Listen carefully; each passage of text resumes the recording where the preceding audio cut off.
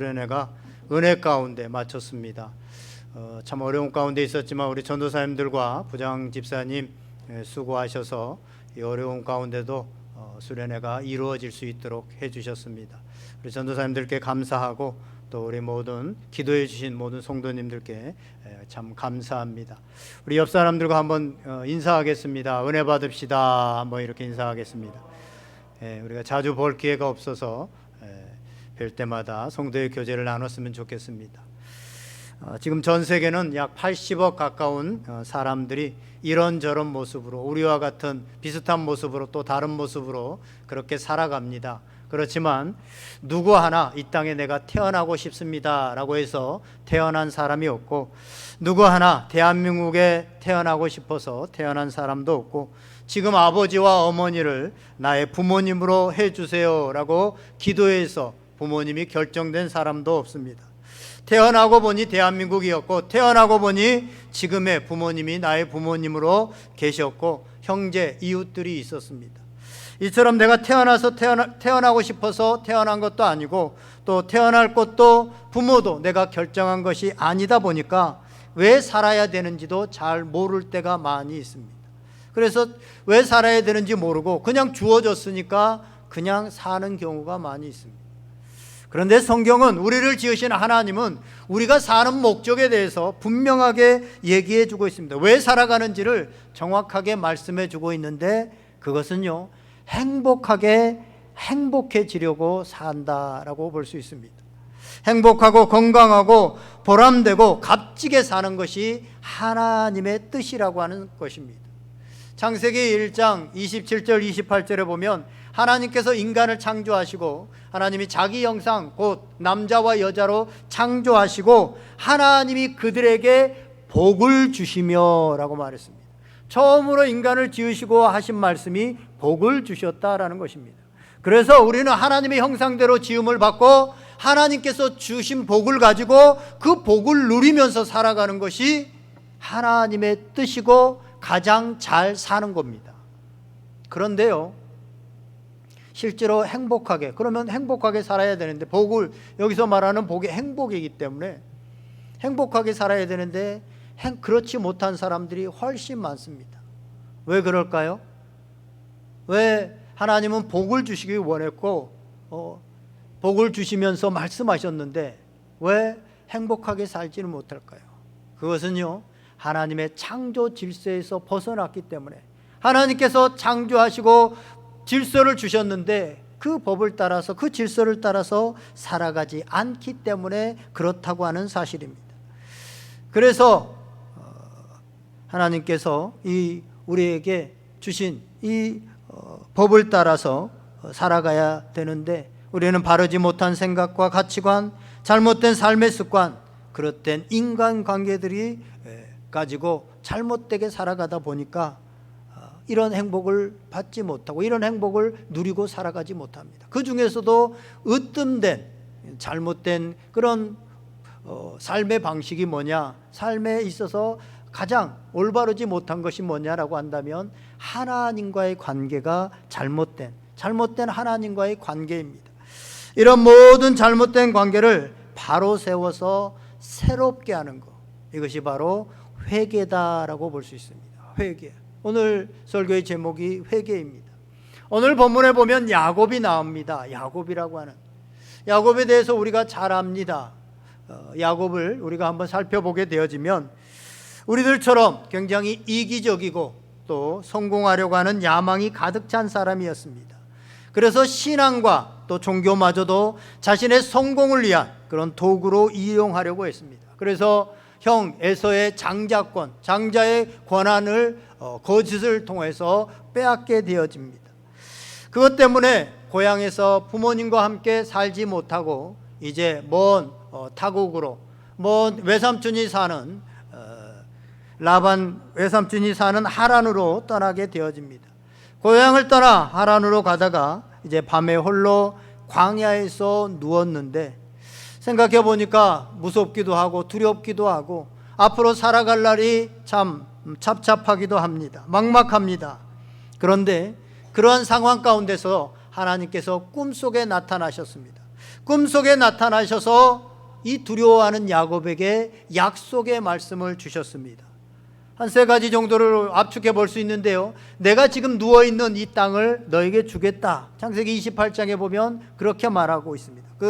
그리고 땅의 모든 족속이 너와 내 자손을 통하여서 복을 받겠다라고 하는 말씀을 하시고, 또한 내가 허락한 모든 것들을 다 이루기까지 내가 너를 떠나지 않겠다라고 하는 약속의 말씀을 주십니다. 천군만마와 같은 말씀이죠. 사실 야곱은 그동안 부모님 밑에서 자라가면서 개인적으로 하나님을 만난 경험이 없습니다. 그런데 지금 광야의 길에서 외로움에 홀로 있는 상황 속에서 하나님을 만나게 된 것입니다. 꿈속에서 하나님을 만나게 되어집니다.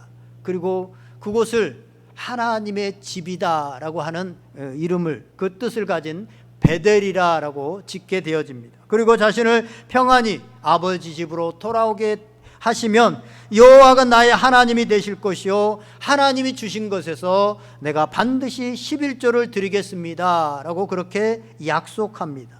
그렇게 이제 고향을 떠나서 삼촌이 살고 있는 하란 땅으로 가게 되어집니다. 거기서 결혼도 하게 되어지고 이제 재산도 모으게 되어지고 이제 다시 집으로, 고향 집으로 돌아오게 되어집니다. 20년 만에 돌아오게 되어집니다. 그런데 집으로 돌아올 때 걸리는 것이 하나 있습니다. 자기가 장자권을 빼앗았던 그 형 에서를 만나게 되어지는 이 두려움들이 또 있습니다. 그래서 야복강을 건너게 될 때 거기서 하나님과 밤새도록 씨름해서 이 문제, 이 두려움의 문제들을 해결하려고 합니다. 그리고 이제 형 에서를 만나게 되어집니다. 형은 아니라 다를까 400명의 군사를 거느리고 야곱을 만나러 옵니다. 야곱 동생을 만나러 오는데 왜 400명의 군사를 데리고 옵니까? 야곱을 치려고 하는 것이죠. 그런데 하나님께서 그 밤에 야곱이 하나님과 씨름해서 이겨서 그랬는지 모르겠지만 형이 마음이 바뀝니다. 20년 동안 묵음앙금을 뒤로한 채 20년 만에 만난 동생 야곱을 기쁨으로 맞이합니다. 그리고 야곱에게 자기가 살고 있는 세일로 가서 같이 살 곳을 권면합니다. 그런데 야곱은 아직도 불신하고 에서가 딴 마음을 품고 야곱에게 함께 세일에 가서 살자고 권했을지도 모르기 때문에 그 권유를 거절하고 숫곳에 가서 잠시 머물다가 세겜으로 갑니다. 야곱이 왜 세겜으로 갔는지, 왜 거기에서 삶의 터전을 마련하려고 했는지 성경은 명확하게 나오지 않습니다. 그런데 우리가 유추해 볼 수 있는 것은 할아버지 아브라함이 하나님의 말씀을 따라서 이 하란을 떠나서 이제 가나안 땅에 오게 되어질 때 그 가나안 땅에 처음으로 도착한 곳이 이 세겜 땅입니다. 세겜에서 터전을 마련하고 거기서 단을 쌓고 거기서부터 아브라함이 지경을 넓혀갔습니다. 이제 야곱도 하란 땅에서 돌아와서 가나안 땅에 정착해서 거기서 자기가 성공하고 자기의 지경을 넓혀가야 되는데 아마 할아버지 아브라함을 보고 여기서 시작해야 되겠다라고 생각했을지도 모릅니다. 그래서 아브라함과 비슷하게 세겜이라고 하는 곳에 땅을 사고 거기서 하나님께 제단을 쌓고 이름을 엘렐로헤 이스라엘이라고 그렇게 부릅니다. 그런데요, 이 세겜에 이제 정착하게 된 야곱, 거기서 이제 꿈을 펼쳐가리라, 거기서 지경을 넓혀가리라, 여기서 내가 행복하게 살리라 라고 생각했는데 웬걸 행복보다는 불행이 시작되게 되어집니다. 딸 디나가 그곳에 사는 추장 세겜에게 겁탈을 당하게 되어집니다. 그리고 이 세겜은 야곱의 딸 디나를 아내로 삼고자 합니다. 이 일로 인하여서 야곱의 아들들이 화가 머리끝까지 올랐습니다. 그렇지만 그곳의 부족들, 그곳에 사는 사람들이 수가 너무 많기 때문에 어떻게 해볼 수가 없습니다. 그래서 야곱의 아들들이 꾀를 냈습니다. 이 세겜에게 우리는 할례 받은 민족이다. 다 할례를 행했다. 할례 받지 못한 사람을 우리 민족으로 또 우리 딸을 그에게 내줄 수 없다. 그러니까 너희도 다 할례를 받으라 라고 말합니다. 야곱의 딸 디나를 아내로 맞이하려고 했던 이 세겜은 그렇게 하겠다고 그럽니다. 그 딸을 맞이할 욕심으로. 그래서 할례를 다 행합니다. 할례를 행하고 3일째 되던 날 가장 고통스럽고 가장 힘든 그 시간을 이용해서 야곱의 아들 시므온과 레위가 거기에 그 세겜성에 있는 남자들을 세겜을 비롯해서 다 죽입니다. 그리고 동생 디나를 데려옵니다. 이 일로 인하여서 야곱은 가나안 족속에게 이제 보복을 당할까 봐 두려워하고 있습니다. 오늘 우리가 읽은 본문 바로 앞 구절인 창세기 34장 30절에서 31절에는 이렇게 말씀하고 있습니다. 야곱이 시므온과 레위에게 이르되 너희가 내게 화를 끼쳐 나로 하여금 이 땅의 주민 곧 가나안 족속과 브리스 족속에게 악취를 내게 하였도다. 나는 수가 적은즉 그들이 모여 나를 치고 나를 죽이리니 그러면 나와 내 집이 멸망하리라. 그들이 이르되 그가 우리 누이를 창녀같이 대우함이 옳으니까. 야곱의 말대로 이제 그 땅의 주민들이, 그 가나안 땅의 족속들이 야곱의 가족을 치게 되어지면 숫자적으로 상대가 안 됩니다. 그러면 야곱의 가족은 다 멸절될 수 있습니다. 딸은 강간을 당했고 또 그 부족들이, 그 가나안 족속들이 이스라엘 백성인 이 야곱의 자녀들을, 야곱의 가정을 치려고 할 때 다 멸절당할 수 있습니다. 거기다가 지금 이제 아버지와 이 아들들이 불화가 있습니다. 아버지가 뭐라고 말을 하자 그러면 우리 누이를 장녀같이 대우한 그것을 우리가 참고 있으라는 말입니까 하면서 대들고 지금 가정에 아버지와 아들과도 불화가 닥치고 있습니다. 이런 야곱의 가정의 위기, 이러한 위기는요 오늘 야곱의 가정에만 있는 것이 아니라 우리의 가정에도 있을 수 있고 우리의 교회에도 있을 수 있고 우리 민족에게도 있을 수 있는 일들입니다. 꼭 야곱과 똑같은 것은 아니지만 언제든 우리 가운데도 어려움이 찾아오고 위기가 찾아올 수 있습니다. 이때 야곱을 사랑하신 하나님, 야곱을 통해서 하나님의 역사를 이루고자 하시는 하나님께서 야곱에게 베델로 올라가라 라고 말씀합니다. 오늘 본문 1절의 말씀이 그 말씀입니다. 우리 1절 말씀 다시 한번 읽어보겠습니다. 시작. 하나님이 야곱에게 이르시되 일어나 베델로 올라가서 거기 거주하며 내가 내 형 에서의 낯을 피하여 도망하던 때 내게 나타났던 하나님께 거기서 제단을 쌓아라 하신지라. 아멘. 야곱에게 베델로 올라가라 라고 말씀하시면서 베델에 대한 기억을 떠오르게 하시기 위해서 이렇게 말씀합니다. 내가 내 형 에서의 낯을 피하여 도망하던 때 내게 나타났던 하나님께 제단을 쌓으라. 베델의 이 야곱에게 있어서 이 베델이 어떤 곳입니까? 야곱이 옛날 젊은 시절에 그가 장자권을 빼앗아서 아까도 말씀드렸지만 하란이라고 하는 곳으로 가게 될 때 광야에서 홀로 남아서 앞으로 어떻게 살아가야 될지 막막하고 뭔가 의지할 사람도 없고 외롭고 힘들고, 그때 하나님께서 찾아오셔서 하나님을 만난 자리, 처음으로 하나님을 만난 자리, 그리고 자신이 거기서 하나님께 신앙의 고백을 한 자리, 그 자리가 바로 이 베델입니다. 하나님께서는 그 베델로 올라가라 라고 말씀하고 있는 것입니다. 실제로 베델에서 야곱을 만나주신, 그리고 약속하신 하나님께서는요, 야곱에게 은혜를 베풀어 주셔서 야곱이 하란에서 이제 결혼을 하게 되어지고 재산을 모을 수 있도록 인도해 주셨고, 또 형 에서의 마음을 누그러뜨려서 가나안으로 돌아와서 살 수 있게 해 주셨습니다. 모든 것이 다 생각해 보면 하나님의 은혜입니다. 저도 이렇게 짧은 삶을 살면서 이 과거의 일들을 생각해 보면 참 다 하나님께서 인도하셨구나. 앞의 길들은 잘 모르고 막막하지만 과거의 일들을 이렇게 돌아보면 그때 하나님께서 인도하시지 않았다면 어떻게 되어졌을까라고 하는 것들이 많이 있습니다. 어쨌든 야곱도 하나님께서 여기까지 인도해 주셨습니다. 그런데 야곱은 그 사실을 잊어버리고 베델로 가지 않고 세겜으로 가서 섞이면 안 되는 가나안 사람들과 섞여서 세상적으로 성공하려고 했습니다. 그러다가 지금과 같은 어려움이, 가족 전체가 멸절될 수도 있는 이러한 어려움들이 찾아오게 된 것입니다. 그러나 야곱을 사랑하고 야곱에게 복을 주시겠다고 약속하신 하나님께서 야곱에게 다시 기회를 주셨습니다. 지금 하나님께서는 야곱이 회개하고 하나님을 만난 첫사랑을 회복하고 그 자리로 돌아가라 라고 말씀하고 계시는 것입니다. 하나님께서는 그 옛날 아무도 의지할 사람이 없는 상황에서 오직 하나님께만 간절히 매달렸던 그 야곱의 뜨거운 그 신앙을 다시 보기 원했던 것입니다.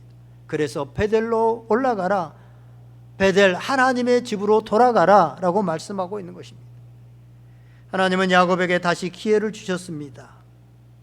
그런데 이 기회를 만약에 야곱이 놓쳐버린다면 그와 그의 가정은 더 이상 회복이 아닌 인생의 막장으로 들어갈지도 모릅니다.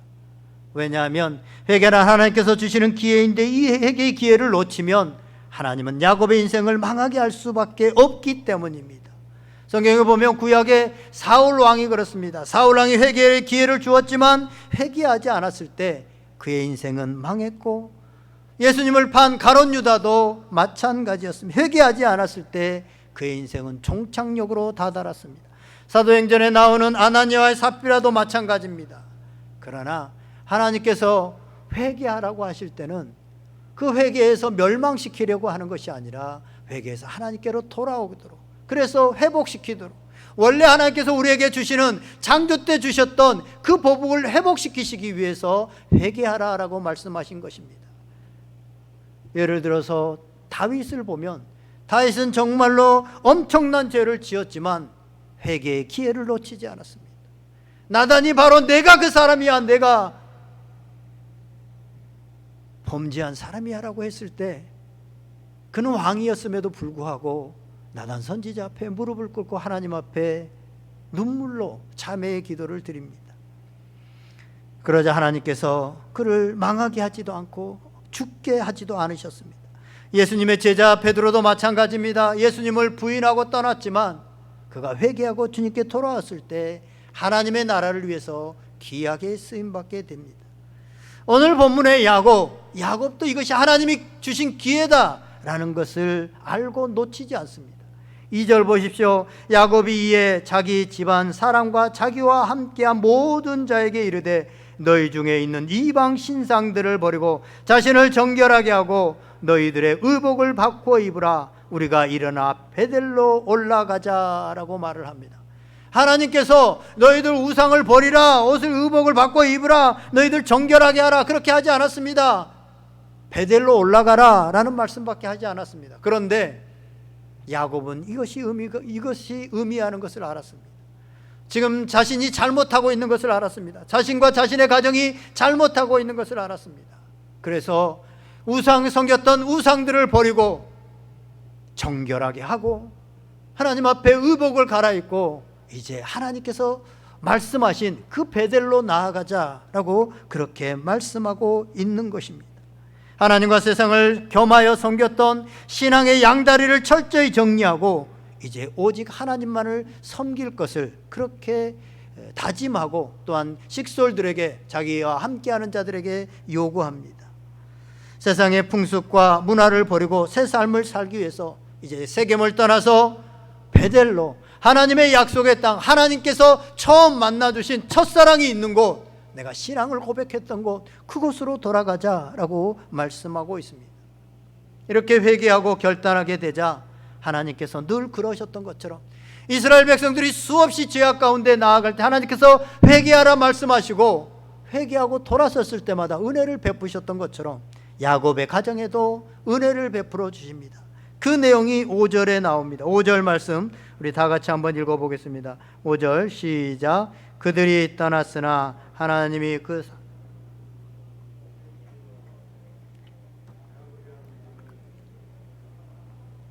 아멘. 야곱이 온 가족과 함께 또 식솔들과 함께 회개하고 베델로 떠나고자 이제 떠나기 시작할 때 하나님께서 이 세겜 사람들을 붙잡으셔서 하나님께서 은혜를 베풀어 주셔서, 사실 지금 세겜 사람들의 남자들이 다 죽임을 당하는 이런 상황들 가운데서 이 세겜을 떠나려고 하는 야곱의 형제들을 가만 내버려 둘 리가 없습니다. 그런데 하나님께서 그들을 두렵게 하셔서 그들이 떠날 수 있도록, 그들을 추격하는 것을 포기하게 만들어 주십니다. 이건 기적입니다. 어떻게 그들이 만약에 정말로 야곱의 가족을 죽이려고 했으면 그 수로 봐서 야곱의 가족은 꼼짝없이 죽을 수밖에 없고 멸망당할 수밖에 없었습니다. 그런데 하나님께서 막아주셨다고 하는 사실입니다. 이것이 하나님께 돌아서고 하나님을 전적으로 신뢰하는 사람에게 베푸시는 하나님의 은혜입니다. 하나님은 돌아서라라고 하고 돌아서는 자들에게 언제나 은혜를 베푸시고 처음 하나님께서 주시려고 하는 그 복을 주셨습니다. 이러한 예는 성경에 많이 나옵니다. 구약에 보면 룻기서가 대표적입니다. 룻기서를 보면 엘리멜렉과 그 아내 나오미가 하나님께서 주신 그 땅 유다 베들레헴에 있었습니다. 그런데 그 베들레헴에 좀 흉년이 들자 잘 살아보겠다고 자신의 방법으로 살아보겠다고 하나님께 묻지 않고 모압 땅으로 가게 되어집니다. 그 결과는 뭡니까? 엘리멜렉이 죽고 두 아들이 죽게 되어집니다. 인생에 흉년이 오고 고난이 오고 힘들어 가족이 멸절될 그럴 위기, 이제 대가 끊길 그럴 위기에 있습니다. 그때 나오미가 깨닫고 회개하고 돌아서게 됩니다. 그가 다시 하나님의 돌보시는 땅, 하나님께서 임재하고 계시는 땅, 그 땅 베들레헴으로 돌아옵니다. 돌아오자 하나님께서 나오미와 함께 돌아온 룻에게 엄청난 놀라운 복으로 그들을 축복하고 있는 것을 보게 되어집니다. 이러한 얘기는 또 나옵니다. 신약에 보면 대표적인 게 누가복음 15장에 나오는 탕자의 얘기입니다. 잘 알겠지만 이 탕자의 얘기는 회개하고 돌아서는 자에게 얼마나 하나님께서 큰 복을 주시는가, 얼마나 회복시켜 주시는가 하는 것들을 알 수 있습니다. 아버지의 집에서 아버지와 살던 둘째 아들, 자기 멋대로 살고 싶어서 아버지에게 유산을 달라고 해서 먼 나라로 떠나서 살아갑니다. 자유를 꿈꾸고 성공을 꿈꾸던 둘째 아들은 얼마 못 가서 그 많던 재산을 다 날려버리고 거지 신세가 됩니다. 돼지밥을 먹을 만큼 처량한 실패자가 됩니다. 그때 그는 아버지의 집을 생각하고 회개하여 아버지의 집으로 돌아가야 되겠다. 아버지의 집으로 돌아가야 되겠다. 그리고 아버지의 집으로 돌아오자 아버지가 그를 정말로 죽었던 아들이 살아 돌아왔다, 큰 잔치를 벌이고 즐거워하면서 아들로 삼아줍니다. 이처럼 하나님은 우리에게 회개하고 돌아서라고 한 것은 우리에게 다시 원래 우리에게 주시고자 하는 복을 주시려고 우리에게 회개하라라고 말씀하고 있습니다. 오늘날 세상이 고통당하고 병든 원인을 여러 가지 다양하게 우리가 분석해 볼 수 있습니다. 세상에서 말하는 해결 방식도 다양합니다. 지금 코로나19가 이렇게 닥치니까 이걸 해결하기 위해서 거리 두기를 해라, 뭐 몇 명 모이지 마라, 백신을 어떻게 해라, 백신을 맞아라, 뭐 이런 여러 가지 해결 방법들을 다양하게 내놓습니다. 그리고 더 나은 세상을 만들려면 다양한 이런저런 길이 있다라고 전문가들이 말을 합니다. 그러나 성경은 전혀 그렇게 얘기하지 않고 있습니다. 우리 인간에게 선한 것이 하나도 없다라고 말합니다. 우리 인간은 모두 다 죄인이라고 말합니다. 그래서 인간이 스스로 만들어낸 해결책, 인간이 만들어낸 구원의 길은 없다, 그럴 능력도 없다라고 성경은 분명하게 말하고 있습니다. 인간이 만들어 놓은 세상의 문화, 이론으로는 세상을 구원할 수 없습니다. 인간 스스로는 안 된다는 것입니다. 지금 전염병과 이상기후 현상들이 세상에 가득하게 되어졌습니다. 지금 이상기후가 점점 해가 갈수록 심해지고 있습니다. 그래서 전문가들은 탄소를 줄여라, 이런 법을 규제하고 여러 가지를 내놓습니다. 그러나 해가 갈수록 점점 심해지고 있습니다. 전염병은 어떻습니까? 전염병 그동안 우리 가운데 있었던 사스, 메르스, 이걸 인간이 해결한 것처럼 여기지만 그렇지 않습니다. 지금도 사스나 메르스는 해결되지 않았습니다. 아직 치료약도 개발되지 않았습니다. 하나님께서 멈추셨기 때문에 잠시 멈춰 있는 것이지 언제든지 메르스도 일어날 수 있고 사스도 지금도 일어날 수 있습니다. 해결된 게 인간의 방법으로 해결된 게 아닙니다. 지금 코로나19도 하나님께서 멈추면 언제든지 멈춰질 수 있습니다. 그런데 하나님께서 멈추지 않고 계시는 것뿐입니다. 인간의 방법으로는 안 된다고 하는 것입니다. 그래서 예수님께서 이 땅에 오셔서 첫 공생애로 첫 일성하신 말씀이 뭡니까? 회개하라, 회개하라였습니다. 회개해야 해결된다는 것입니다. 예수님 당시에도 지금처럼 왕도 있었고 법도 있었고 의수도 있었고 전문가도 있었습니다. 그런데 이스라엘의 고통의 문제, 이스라엘 그 문제들이 해결되지 않습니다. 그것을 해결할 수 있는 방법은 뭐냐? 하나님께로 돌아가는 것이고 하나님께서 해결해야 된다는 것입니다. 그래서 예수님께서 십자가를 지셨습니다. 하나님이 해결하실 수, 하나님께로 돌아갈 수 있는 길을 열어주신 것입니다. 그러므로 예수님의 십자가는 하나님을 떠난 인간이 하나님께로 다시 돌아가는 근본적인 길은 회개밖에 없다는 것을 가르쳐주고 알려주는 것입니다. 그래서 우리는 십자가를 바라볼 때마다 하나님께로 돌아가는 회개를 생각해야 된다고 하는 사실입니다. 지금 우리 사회에 전염병과 이상기후 현상 등으로 전 세계가 어려움을 겪고 있습니다. 이러한 때 하나님께서는 이미 우리에게 해결 방법을 말씀하셨습니다. 역대하 7장 13절과 14절에 보면 이렇게 말씀합니다. 홍내가 하늘을 닫고 비를 내리지 아니하거나 홍 메뚜기들에게 토산을 먹게 하거나 혹 전염병이 내 백성 가운데 유행하게 할 때 내 이름으로 일컫는 내 백성이 그들의 악한 길에서 떠나 스스로 낮추고 기도하여 내 얼굴을 찾으면 내가 하늘에서 듣고 그들의 죄를 사하고 그들의 땅을 고칠지라. 아멘. 해결 방법은 뭡니까? 코로나가 가득 찬 이 땅에 이 세상을 고치는 방법이 뭡니까? 하나님의 백성들이 스스로 낮추고 기도해서 하나님께로 돌아가는 것, 그것뿐입니다. 그러면 하나님께서 죄를 사하고 이 땅을 고칠 것이다 라고 말씀하고 있습니다. 오늘 이것은 단순히 이 나라 코로나나 이런 이상기후 현상뿐만 아니라 오늘 우리 가정에 또 우리 자신들에게 우리 직장과 교회에 어려움이 찾아오고 힘든 일들이 있을 수 있습니다. 이 모든 어려움들이 어쩌면 첫사랑을 잃어버리고 물질주의와 성경주의, 무사안일주의에 매달려서 나아가고 있는 한국 교회와 우리들에게 첫사랑을 회복하라고, 회개하라고, 돌아서라고 하나님께서 기회를 주시고 있는 것입니다. 요한계시록 2장 13절에서 14절을 보면 주님께서 에베소 교회 성도들에게 이런 말씀을 합니다. 너희들이 처음 사랑을 버렸느니라. 그렇기 때문에 어디서 떨어졌는지를 생각하고 회개하여 처음 행위를 가지라. 만일 그리하지 아니하고 회개하지 아니하면 내가 내게 가서 내 촛대를 그 자리에서 옮기리라 라고 그렇게 말씀합니다. 저는 이 말씀을 준비하면서 우리 한국교회가 점점 나락으로 떨어지기 시작하는 2007년에 상암동 운동장에서 한국교회 부흥 100주년 1907년에 일어났던 부흥을 기념하면서 부흥 100주년 행사를 갖게 되어지는데요. 그때 지금 고인이 되신 소천하신 옥환우 목사님께서 설교를 하셨습니다. 그때 설교의 제목이 주여 살려주시옵소서, 주여 살려주시옵소서였습니다. 그러면서 요한계시록의 4대 교회 얘기를 하셨습니다.